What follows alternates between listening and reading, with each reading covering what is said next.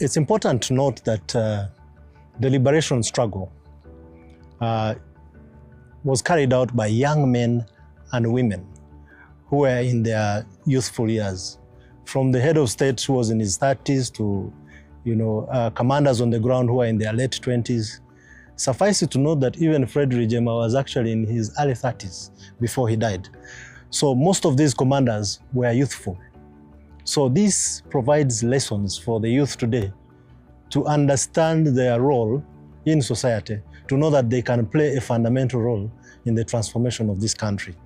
If the RPF did it, the RPF and RPA did it, then they can also do much more. They can pick up from there and do much more for this country. The youth are tomorrow's leaders.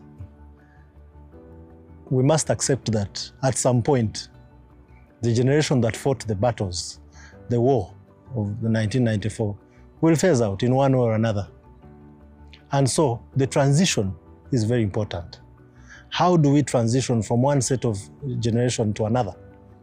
And so it is up to the leaders today who should build that, should be able to give confidence to new commanders, to be able to take up responsibilities that will allow them to become as good as their predecessors.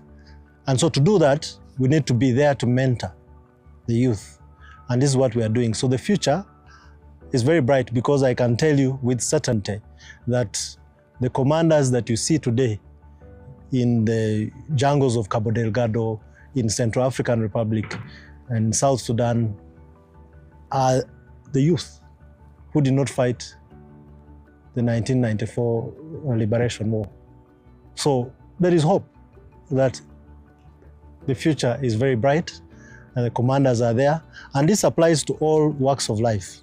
Even in governance, we have leaders who are developed from, we have transformed in such a way that it is a flawless transition from the old to the new. And this is something that has been inculcated by our top leadership. And it's very important for us to build that.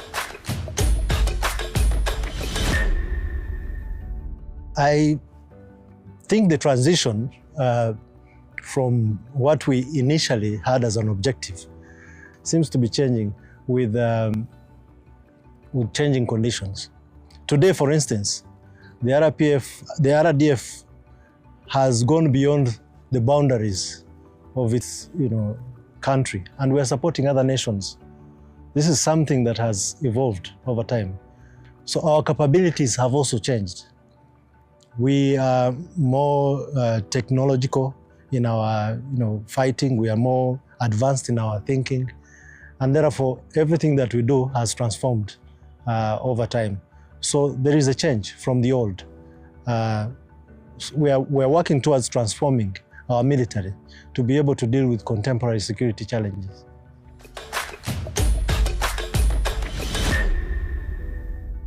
The biggest challenge today is non-state actors that are being harbored by our neighboring countries. The former, Interahamwe and the ex-FAR, now called FDR, are still in our neighborhood, and they are supported by the government. I want to say government because the country itself may not necessarily support them, but the government does. And so we must be on the lookout to ensure that we protect our borders from within, and sometimes, if need be, from without, to be able to counter the threat of these groups. So that's the first threat to our security. Naturally, there are some global threats like terrorism, which we deal with beyond our borders, like Mozambique. We believe that terrorism is not confined to a country. Once we let it,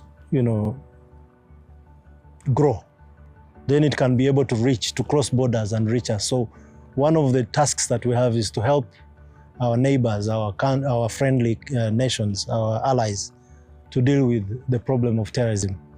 So these are the major threats that we face currently.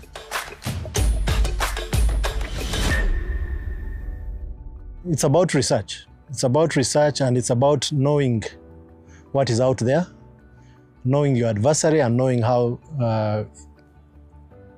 efficient they are, and therefore you must work towards being better at all times. And this requires education. We have to train our servicemen to be able to meet challenges, contemporary challenges, and therefore we keep advancing. We keep training our scientists to be, more proficient, our doctors, our engineers, and others. So our army is actually moving in the right direction. For instance, the cadet course that we have in Gako of about 500 every other year, trains in these areas, very important areas, and therefore we are moving forward, and we are improving every other year.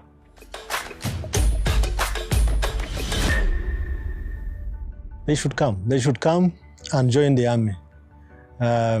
We have several training institutions and several specialties that will accommodate as many youth as possible.